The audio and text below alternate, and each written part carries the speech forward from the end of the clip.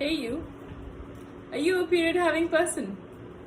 Do you also care about the environment? Do you also want to know more about this little cutie right here? Hi, I'm Dr. Tanya Narendra and you're watching another episode of Dr. Cutress. And today we're going to be talking about all things menstrual cup. So, let's understand what the cup is all about. This is what the cup looks like. It's hollow on the inside to collect all your blood.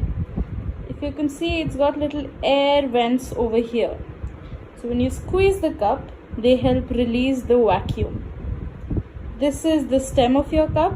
Mine is discolored because again I've been using it for a while. And there are also markings on the cup here, so you can measure how much you're flowing. You would normally fold the cup. This is how I fold it, and you can find different styles over YouTube. And then you insert it inside your vagina. To show you how the insertion works, I'm going to be using a model. Let's get closer to the model and understand how we're going to be inserting everything and how it works. Now, we're going to part the lips very gently, and all of this tissue you see on the inside, all of this is your vagina. And the thing at the end, this bit, this is your cervix. This is the entry point of your uterus. So, when inserting a menstrual cup, if you're worried that the menstrual cup will get lost inside your uterus, look at how big the cup is. Look at how big that hole is. It is not going to go past inside. Additionally, the cervix is not like this in most women who have not given birth vaginally. If you have given birth vaginally, it's more likely to be a slit, but it's never this big a hole. There's a hole in this one because this is a practice model for laparoscopy. So, you've got cuts here. I'm going to show you how I roll my cup, where I take the cup, push it like this, push it like this, oops, and then whoops. And then now that it's folded like this, I'm going to put it inside the vagina. Remember, vagina is this cavity over here. This part is your vulva. Your vagina and your vulva are different. I'm going to fold it and I'm gently going to push it inside. You've got it perfectly in place now. And this is how a menstrual cup fits inside you. It is not hanging outside. It is not going to go get lost inside your uterus. If it does hang outside like it does for some women, that means your stem is too long. Just cut off the remaining part of the stem. And this is how it sits inside you. Now, some people are worried that what if it'll leak when I'm lying down? Our model here is lying down, see? It's not leaking, is it? There's a perfect seal that has been formed inside. I'm going to see if I can zoom into this. There we go. You can see there's a nice little seal with the walls of the vagina around your menstrual cup. The walls of the vagina are going to hold the menstrual cup tightly. They're going to cling onto it. And this is why your cup is not going to fall outside. Now, to withdraw, you have to do the same thing. Now remember, this is a model. There's not enough lubrication, so it might be a little bit more difficult. But what you do is you gently squeeze. This is the base. Squeeze the base with both fingers. I'm going to use two of my fingers, put my hand inside, squeeze the base. This will remove the seal that has formed. And once you do that, I don't want to break my model. You see, it's folded like this, and you gently, oopsie-daisy, pull it out. And your blood will be stored perfectly inside. You dump this blood. You wash your cup, and then now that it's clean, fold it the same way and shove it back inside. You're back to collecting more menstrual blood inside. We're going to talk about how to clean this. It's very, very important to clean this properly because this is something that goes inside your body. Since this is made of medical grade silicone, you can leave it inside for up to 12 hours. This means you can sleep with your cup inside you. Do not leave it in for more than 12 hours. Even though it's made of medical grade silicone, you do not want to unnecessarily invite any infection in your vagina. Now, the way to clean it is, once you're done using it, you take it out, you dump out the blood, then you wash it with simple soap and water. Ideally, you want to use unscented or unfragrant soap.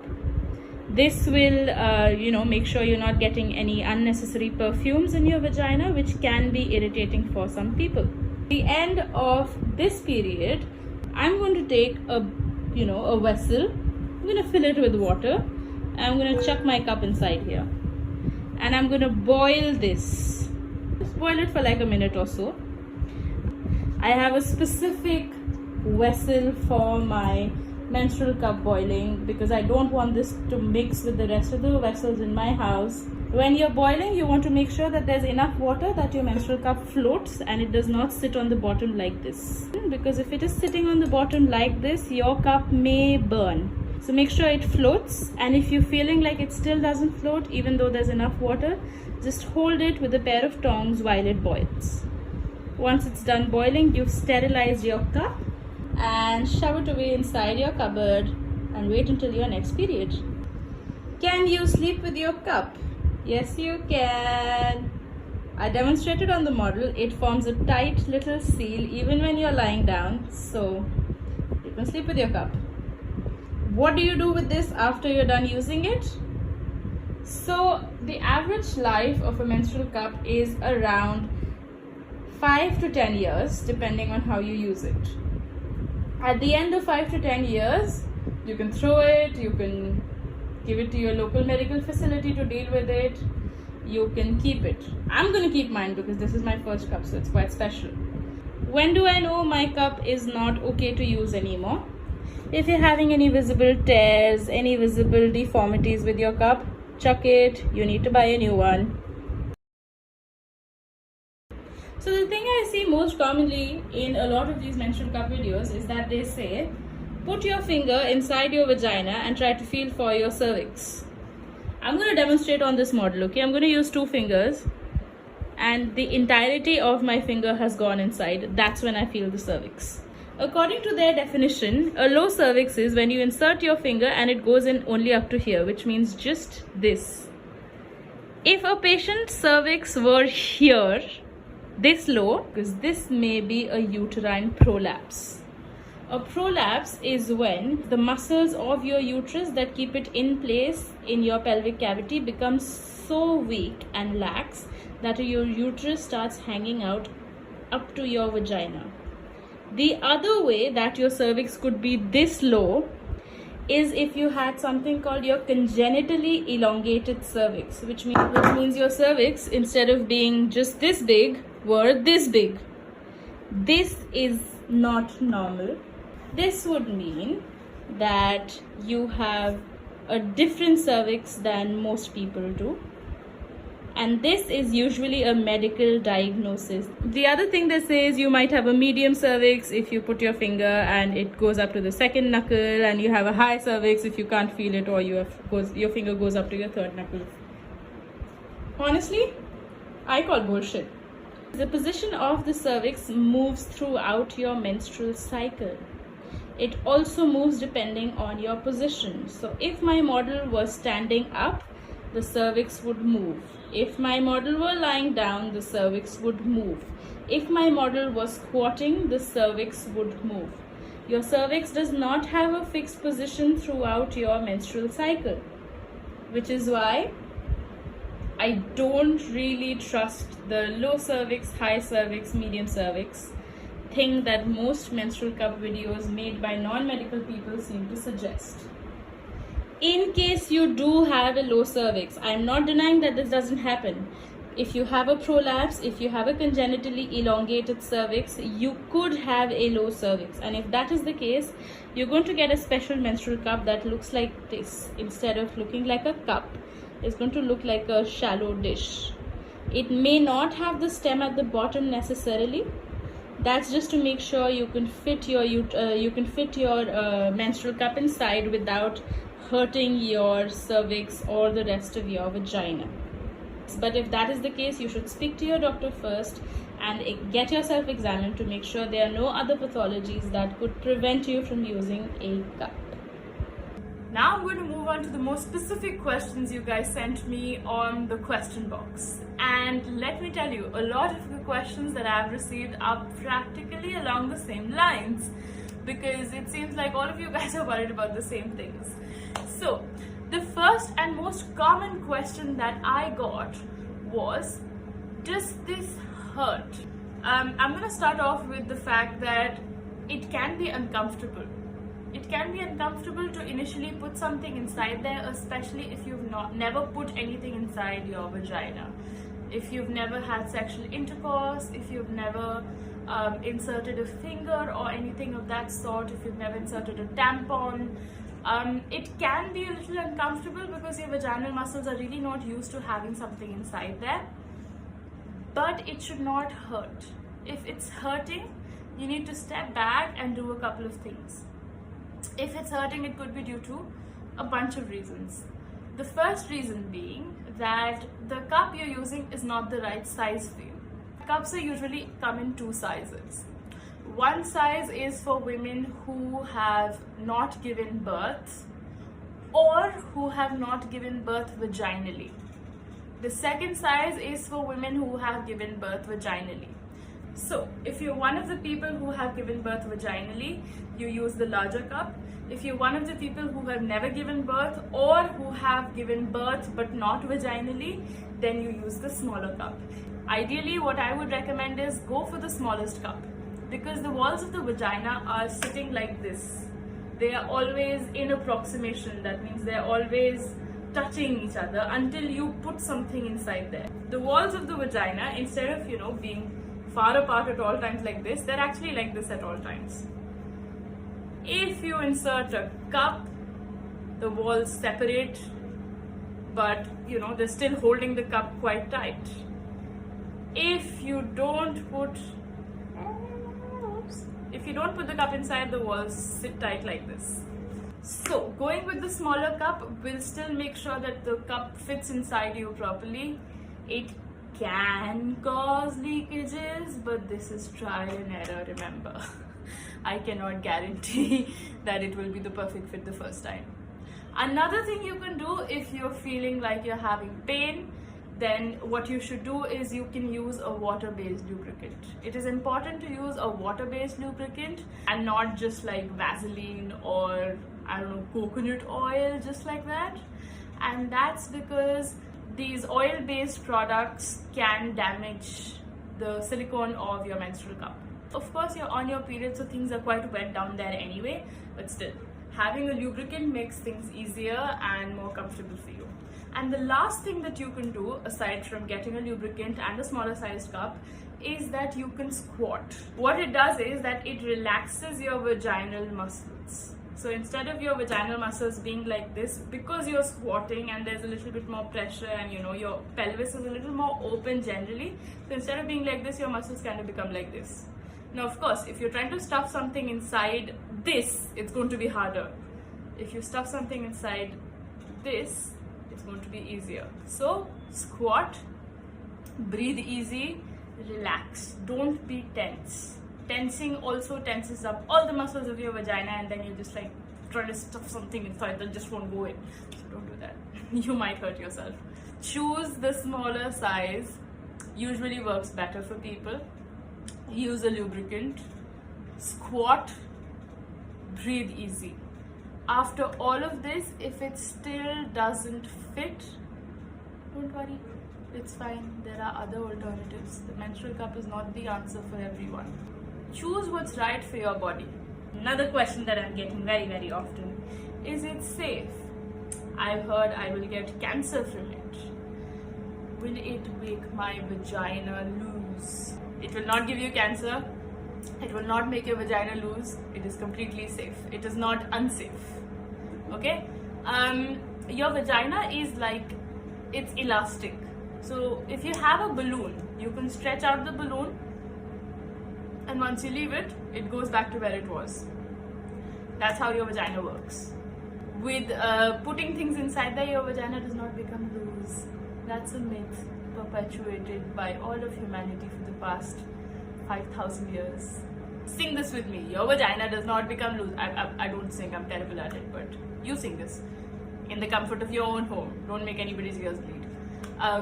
Your vagina does not become loose. It will not give you cancer. It is completely safe because it is made of medical grade silicone. There are also different menstrual cups made for people who do have a silicone allergy, and they're made of things like polyurethane, but which also answers another question somebody had asked: is it made of leather? No, it's not made of leather. It is made of medical grade silicone. This is the thing that makes it safe. I've forgotten what I was talking about. Basically what I'm saying is it's safe. Like, chill. How do you trust that the company, the brand you're using is a safe brand? Now, because the menstrual cup market in India is booming right now, it's only recently growing, you can potentially be scammed, but I don't know. What I would do to make sure that I'm buying the right cup, I don't quite know how to answer this, but just like make sure it's made of medical grade silicone and they're not just like, I don't know, man, sorry, I can't answer this question. Just make sure it's made of medical grade silicone and then take a risk. Sorry. Yes, so somebody asked, how do I clean it? No, a lot of you asked, how do I clean it? In the earlier part of the video, I have covered how to clean it. Somebody though did ask, how do I wash and sterilize it at work? So you don't have to sterilize it every single time you use it. You have to sterilize it at the end of your cycle. Which means that if you're at work and you're using a work bathroom and you can't, you're inside the toilet cubicle and you can't run to the tap, empty the cup inside the toilet, wipe it clean with toilet paper, put it back inside and use it until it fills up next. And then until you have access to a bathroom. The minute you have access to a bathroom, wash it properly with soap and water. What if it gets stuck? It can happen that you're not able to take the cup out yourself. I'm not going to sugarcoat this. It may happen that you tense up so hard that your muscles are just like this and they're like, aaj to nahi chhodenge ise, and you're just like yanking at the cup and just nothing's moving. That can happen. If that is happening, if you're really stuck and you're not able to take it out, remember once again, squat. This will make your vaginal muscles go from like this to this, so it's already loose. Secondly, breathe. And third, put pressure. Put pressure from your abdomen like you're taking a dump, like you're pooping. So if you put pressure, it will push the cup out a little bit. And the last thing you will do is, if this is your cup, pinch the bottom of the cup. This is going to release the vacuum. Remember how I showed you the little holes? Those little holes, if you push the bottom of the cup, it is going to push out air from those holes and release the seal. And once the seal is released, you're already pushing pressure from your abdomen and you're squatting. All of these things, it will help you slide it gently out. It's not going to get like stuck inside, like just it's never going to come out. That's not going to happen, don't worry. If it really comes to that, which it won't, what if this happens? Then in that case, go to your doctor, they'll get it out of you. It's fine, honestly, like chill. It won't get lost inside you, it will not be lodged inside there forever. How deep? The cervix is there. It will not let you put it so far inside that it goes inside your uterus. And also your vagina, it's not like a tunnel like this, okay? it's small. It's just trial and error, man. Get to feel your body, understand your body. It's all chill. Leaks and spots. This is another one of the more common questions I got. Now the cup is something that you have to use for a long time and understand how it fits with your body. When I was using it, I had leaks for like the first 6 months. The best thing to do is, once your cup is inside you, tuck at the stem gently. For example, if this is my cup and this is the stem, once it's inside you and you can feel that the seal is there, just to check if the seal is there, pull gently, don't yank it.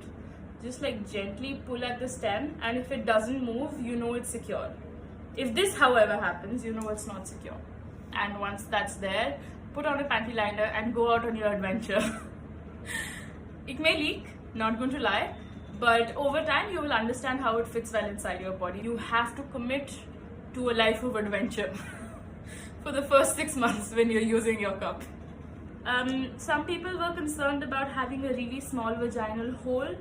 If this is the case, remember, squat down. If your hole is really that small that you're not able to insert it, it's fine, man. Don't use a cup, or use the smallest size available. Buy the smallest size, see if it goes inside. You can deliver a 10 centimeter size baby head from your vagina, so you can accommodate a cup. But that doesn't mean that you force it inside. If it's not comfortable, don't do it. Just chuck it. It'll be fine. Can I use it with an IUD? An IUD is an intrauterine device. This is a contraceptive. Now, if you have an IUD, there's the one thing you have to be really, really careful of when using a cup. The thing is, your IUD has like a little thread hanging outside of your cervix. And when you want to get your IUD removed, the healthcare provider will grab this thread, but they gently pull it out using this. The risk is that when you're using a menstrual cup, you may accidentally yank your IUD out. So because of this, make sure the thread is really, really short and it just like hangs out right outside your cervix, so you don't accidentally pull it out with your menstrual cup. I would also recommend that once you've done using your cup in this cycle, just put your fingers inside and feel for your thread and make sure it's still there. You can obviously use a cup along with your IUD, but there's just some precautions you have to take. Somebody else asked, I get a lot of clotty blood. Can I use a menstrual cup? Yes, of course. The reason why you're having clotty blood is because so your menstrual blood, when it comes out, it is acted upon by an enzyme. This enzyme is called fibrinolysin. What fibrinolysin does is that when your blood is coming out, it will make sure your blood comes out in a liquid form. Sometimes women who have heavy periods, the blood that is coming out is so much that the fibrinolysin can't work on all of the blood. It's too much blood for the fibrinolysin to work on. So in that case, all of your blood can't be liquid. It comes out in clots. So women who have heavier periods, they tend to get clots with their periods. Of course, you can use a cup when you're having clotty blood. This just means you're having a heavier period. If you're having consistently heavy periods and you're having problems with it, speak to your healthcare provider. But this is not a reason why you shouldn't be using a cup. Another question, can I work out or play sports with a cup? Yes, of course. I go scuba diving wearing my cup. The only problem that I've seen with cups and sports is sometimes people who do yoga or who do intense core exercises, because of the pressure rising in your abdomen, sometimes the cup may kind of like slide out a little bit. But if that's happening, with clean fingers, push it back inside. Now, for folds. Guys, for folds, there's like 50,000 videos out there on YouTube. Just so many. Go look at them. Try all of the folds that work for you. Remember, this is a lot of trial and error. But if you look on YouTube, you will find all of them and try out all of them. Okay, side effects. There is one study about increased risk of uterus prolapse with using a menstrual cup. Uterus prolapse is when the muscles holding up your uterus, they become loose, they kind of let go a little bit, and your uterus, instead of sitting comfortably, it doesn't sit here, it's a little bit lower, but for demonstration purposes, instead of sitting over here comfortably, it slides down. There is one single study that says there is an increased risk of prolapse with wearing a cup, which is why I insist that when you are wearing a cup, when you're trying to get it out, remember to squeeze the bottom. When you squeeze the bottom, this releases the seal. If this releases the seal, you're not unnecessarily pulling down on your cervix and increasing whatever tiny little risk there is of a prolapse. So remember, there's just one study that says this, which is not good evidence according to science. Good evidence is when the same study has been reproduced many, many times. I would say just be careful on your part. Release the seal, be gentle with yourself. Virginity, virginity, virginity.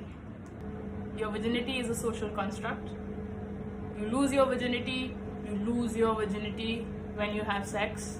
Let me reassure you, you can break your hymen in multiple different ways. And secondly, even if you don't break your hymen, this does not mean the loss of your virginity. Can teenagers wear them, especially overweight? Yes, of course. Some companies make special teenager menstrual cups. You can use them. Go ahead. Your weight has nothing to do with whether or not you can use a menstrual cup. The blood that's collected there, is it hygienic? Yes, it's hygienic because this is made of medical grade silicone and this is inside your body, so it's not a dirty thing. If you leave your cup inside there for more than 12 hours, then you can cause a problem with the hygiene. Do not leave it there for more than 12 hours. How long can I leave it inside? Do not leave it in there for more than 12 hours. How do I know when to remove it?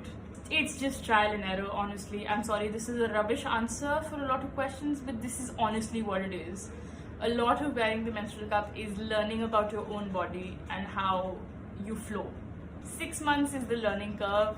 After 6 months, you're sorted for the next 10 years, man. Make the switch. Wait, but this doesn't mean that you have to make the switch. The menstrual cup is not the answer for everyone. The menstrual cup is not the answer for everyone. The last question that I thought was interesting was, do I need a doctor consultation before I switch to a cup? Now, it would hurt to get one, but it's not necessary. Like I mentioned, an elongated cervix or a longer than normal cervix, this could cause problems for certain people, so you might need a special cup. The other place where it can be risky is if you have a prolapse. So again, there's no space in your vagina because your uterus is hanging outside. So if that's the case, then of course you can, get a doctor's consult. And lastly, if you have an IUD, it's helpful to have a doctor's consult to make sure they can see that, your thread is not hanging outside so much that you accidentally yank it out. But you don't really need a consult, essentially, is what I'll say. Just gather the courage one day and make the switch. Alright, so that is all the questions I got.